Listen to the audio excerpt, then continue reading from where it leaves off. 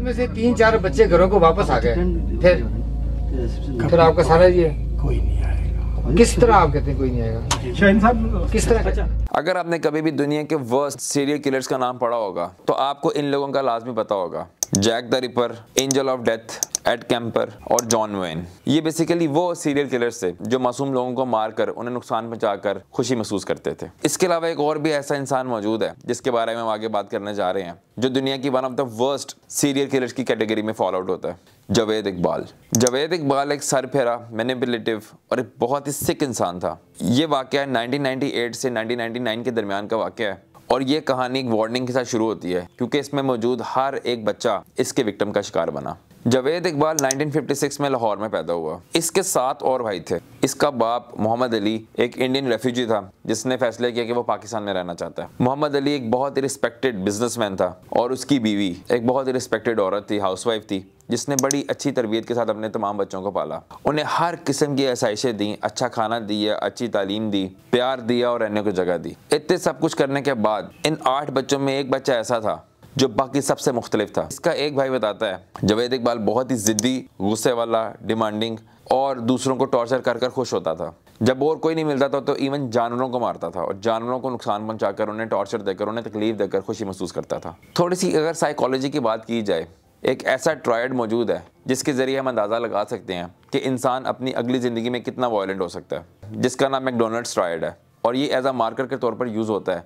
इस ट्रायड में 3 चीज़ें हैं। नंबर 1 एन्यूरिसिस यानी बेड वेटिंग, नंबर 2 आर्सन यानी वो बच्चे जिन्हें आग से खेलने का शौक है, मोमबत्तियों से खेलने का शौक है, माचिस से तीलियाँ जलाने का शौक है और हर जलती हुई चीज़ को देखकर खुशी महसूस करते हैं, और नंबर 3 जानवरों पर तशद्दुद करते हैं। कहा जाता है कि अगर 5 साल से छोटे बच्चों में इन तीनों में से कोई भी एक चीज़ होती है तो बहुत रिस्क बढ़ जाता है कि वो आगे जाके उसका बिहेवियर बहुत वायलेंट होगा। जैसे जैसे जावेद इकबाल बड़ा होता है उसके अंदर का जहर बाहर आना शुरू होता है। उसके एक नेबर ने पुलिस में कंप्लेन की कि उनके बच्चों के साथ जावेद इकबाल ने अब्यूज़ करने की कोशिश की है, लेकिन उसका बाप इतना अमीर था और वो अपने तमाम बच्चों से इतना प्यार करता था कि उसने हर किस्म की लीगैलिटीज़ को पे ऑफ किया और पैसे लगाकर अपने बच्चों को बचा लिया। और ये आस लगाते थे कि शायद हमारा बच्चा आगे जाकर सीधी राह पर चल पड़ेगा। अपने मिड-20s में जावेद इकबाल एक स्टील का काम करने लगा अपने उस घर में जिसके बाप ने उसको फराहम किया था। वो अपने बड़े बिजनेस को और अपने बड़े घर को लालच के तौर पर इस्तेमाल करता था और स्ट्रीट चिल्ड्रन, इनविजिबल चिल्ड्रन यानी वो बच्चे जो गली मोहल्लों में बगैर किसी शेल्टर में रहते हैं, जिनके पास खाने को खाना नहीं होता, जो बच्चे उस जमाने में अपने घरों से भाग गए होते थे, जिनके पेरेंट्स नहीं होते थे और कोई अथॉरिटीज़ उनके ऊपर सिक्योरिटी फराहम नहीं कर रही थी, ये बच्चे टारगेट थे जावेद इकबाल के। जावेद इकबाल इन बच्चों को अपने घर में रहता, इन्हें रहने को जगह देता, खाना खिलाता और इवन पैसे भी दिया करता था। उस वक्त एक रिपोर्ट की जाती है कि सिर्फ 34% बच्चे 5 साल से पहले रजिस्टर्ड होते हैं पाकिस्तान में। बाकी जितने बच्चे थे वो सारे अनरजिस्टर्ड थे और वो अनरजिस्टर्ड बच्चे जावेद इकबाल के प्राइम टारगेट्स थे। जावेद इकबाल को अक्सर बच्चों के गिर्द देखा जाता था। वो बच्चों को अपनी फैंसी गाड़ियों में बिठाकर घुमाता फिराता था, उन्हें खाने खिलाता था, पैसे देता था और उन्हें हर तरह का लालच देकर अपना फैन बना लेता था। जब उसे पूछा जाता था कि बच्चे कौन है तो उसका जवाब होता था ये मेरे बच्चे हैं, और उसका जवाब ये होता था कि ये वो बच्चे हैं जो मेरी फैक्ट्री में मेरे साथ काम करते हैं, मेरे बिजनेस में हेल्प करते हैं और इन्हें मैं अच्छे हाथ से पैसे देता हूँ। जावेद इकबाल ने सिर्फ अपने बिजनेस और लाइफस्टाइल से नहीं बच्चों को लालच दिया, बल्कि वो अब नेक्स्ट स्टेप्स पे जाने लगा। वो एक बड़ा ही ज़बरदस्त गेमिंग जोन बनाता है बच्चों के लिए और वहाँ पर बच्चों को खेलने के लिए फ्री टोकन्स देता है। इसके अलावा एक बहुत ही ज़बरदस्त किस्म का शानदार एक्वेरियम बनाता है जिससे और बच्चे अट्रैक्ट होते हैं। इसके अलावा वो एक ऐलान करता है कि मैं एक बच्चों का मैगजीन बना रहा हूँ और जो बच्चे मुझे उस मैगजीन के लिए पिक्चर्स देंगे मैं उनको उसके बदले पैसे दूंगा। इसके अलावा वो इस हद तक लालच देने में आगे चला जाता है कि वो एक एयर कंडीशन स्कूल भी बनाता है बहुत ही ज़बरदस्त किस्म का कि यहाँ पर बच्चे अट्रैक्ट होंगे और यहाँ पर आकर पढ़ेंगे।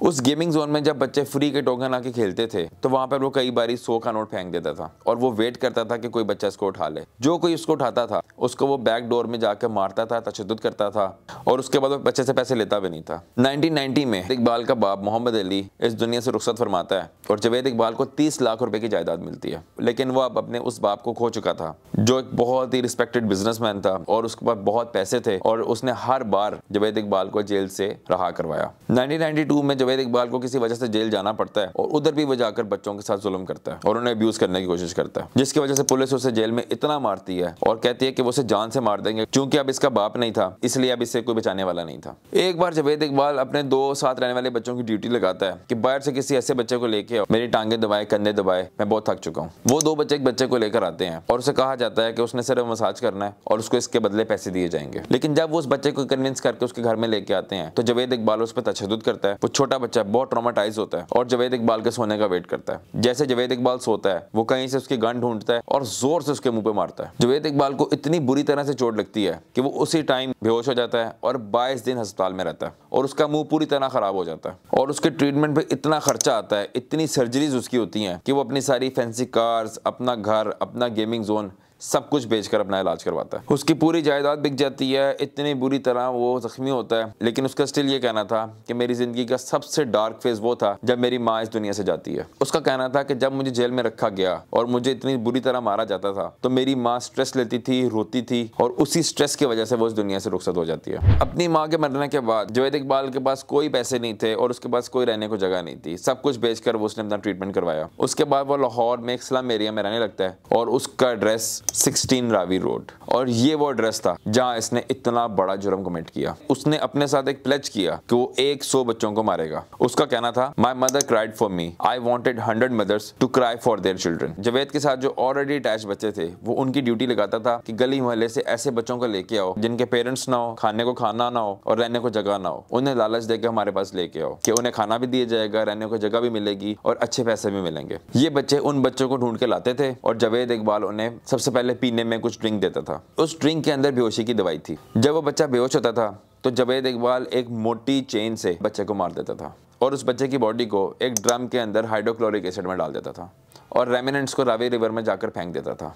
जावेद इकबाल ने यही प्रोसेस करीब 100 बार एग्जैक्टली इसी तरह रिपीट किया। वो हर बच्चे की पिक्चर लेता था जिसके पीछे उसका नाम, उसकी उम्र और उसकी अपीयरेंस लिखता था। 1999 में जब जावेद इकबाल ने 100 बच्चों को मार दिया, उसके बाद वो खुद ही कन्फेस करता है कि उसने ये हरकत की है और डेली जंक के एडिटर को एक लेटर भेजता है। वो अपने लेटर में लिखता है, I have killed 100 beggar children and put their bodies in a container. I could have killed 500, but this was not a problem. Money was not a problem. But the pledge I had taken was of 100 children and I never wanted to violate this. I have no regrets. I was so badly beaten that my head was crushed and my backbone broken. I was left crippled. I hate this world. I was denied justice. My mother cried for me and I wanted 100 mothers to cry for their children. इस confession में आगे ये भी लिखा था कि वो रावी दरिया में छलांग लगाकर खुदकुशी करने जा रहा है और उसने लिखा था कि उसने घर में कुछ सबूत छोड़े हैं ताकि ये चीज प्रूफ हो जाए कि उसने वाकई ये हरकत की। उस वक्त के हिसाब से बिगेस्ट मैन हंट शुरू होती है और पूरे रावी रिवर को तलाश किया जाता है। पुलिस 16 रावी रोड पर एंटर होती है और वहां उन्हें तमाम सबूत मिल जाते हैं। उन्हें वहां ड्रम्स भी मिलते हैं, एसिड भी मिलता है और उन तमाम बच्चों के जूते और कपड़े मौजूद थे। जैसे ही ये कन्फेशन पब्लिक में आती है, उन तमाम बच्चों की माएँ और रिश्तेदार पुलिस स्टेशन के बाहर इकट्ठे हो जाते हैं और वो ढूंढने की कोशिश करते हैं कि उनके बच्चों की कोई चीज उन्हें मिल जाए। और वो उन पेरेंट्स के लिए एक बहुत ही डार्क नाइट थी। लेकिन स्टिल अब तक जावेद इकबाल का कुछ अता पता नहीं था। 30 दिसंबर 1999 को जावेद इकबाल खुद जंग के दफ्तर में पहुंच जाता है और 32 सफ़ों का एक जर्नल लेके आता है जिनमें उन तमाम बच्चों की उम्र, डेट, अपीयरेंस और नाम मौजूद था। जावेद इकबाल ने 100 बच्चों को मारा जुलाई से नवंबर के बीच में। जावेद इकबाल ने इतना बड़ा क्राइम सिर्फ 6 महीनों में किया। 15 मार्च 2000 अदालत में जावेद इकबाल का प्रूव हो जाता है कि उसने 100 बच्चों को मारा और जज ने ऐसा फैसला सुनाया जो ना उससे पहले देखा गया कभी और ना ही उसके बाद कभी देखा गया। जज ने फैसला सुनाया कि उसे पूरे 100 बार फांसी दी जाए और उसकी बॉडी के टुकड़े कर उसी तरह एक ड्रम में हाइड्रोक्लोरिक एसिड में डाल दिया जाए। वो 3 बच्चे जो जावेद इकबाल के साथ रहा करते थे, उनमें से जो सबसे बड़ा बच्चा था साजिद अहमद, उसे 686 साल की कैद सुनाई जाती है। दूसरा बच्चा जिसकी उम्र 15 साल थी और नाम नदीम, उसे 182 साल की कैद सुनाई जाती है। और तीसरा बच्चा साबर, उसे 63 साल की कैद सुनाई जाती है। 8 अक्टूबर 2001 जावेद इकबाल और उसका मेन साथी साजिद अहमद दोनों को जेल में मरा हुआ पाया गया। ये कहा गया कि उन्होंने बेडशीट को ही फांसी का फंदा बनाकर खुदकुशी कर ली। लेकिन ये रिपोर्ट किया गया कि जब उनकी बॉडीज की ऑटोप्सी की गई तो उनकी सर पे बुरी तरह चोटें थीं और उनके नाक और मुंह में खून था। लेकिन उन दोनों डेथ्स को ऑफिशियली सुसाइड कहा गया। उसकी डेथ के बाद उसकी फैमिली ने उसकी बॉडी को क्लेम नहीं किया और उन्होंने कहा हमें इससे कोई लेना देना नहीं है, हमारे लिए ये तभी मर चुका था जब इसने कन्फेस किया था कि इसने 100 बच्चों को मारा है। इस कहानी से हमें ये सबक मिलता है कि बच्चों का बहुत ख्याल रखना चाहिए, उन्हें बिल्कुल भी अपनी आंखों से ओझल नहीं करना चाहिए और उन पर पूरी तरह नजर रखनी चाहिए कि वो किससे मिल रहे हैं, क्यों मिल रहे हैं, वो कहाँ जा रहे हैं, कहाँ से आ रहे हैं, स्कूल में उनके कौन दोस्त हैं, वो किन के साथ उठते बैठते हैं। बच्चों के लिए भी बहुत बड़ा लेसन है कि उन्हें बताया जाए कि किसी भी किस्म के लालच में उनको नहीं आना चाहिए। मेरा नाम डॉक्टर सरमा सलमान है और अगर अभी तक आपने चैनल को सब्सक्राइब नहीं किया तो उसको लाजमी सब्सक्राइब कर लीजिए और बेल आइकन को दबा दीजिए ताकि मेरी हर आने वाली वीडियो आप तक पहुंच सके और मैं ऐसे ही वीडियोस आप लोगों के लिए बनाता रहूं। मिलते हैं आपसे अगली वीडियो में, बहुत बहुत शुक्रिया।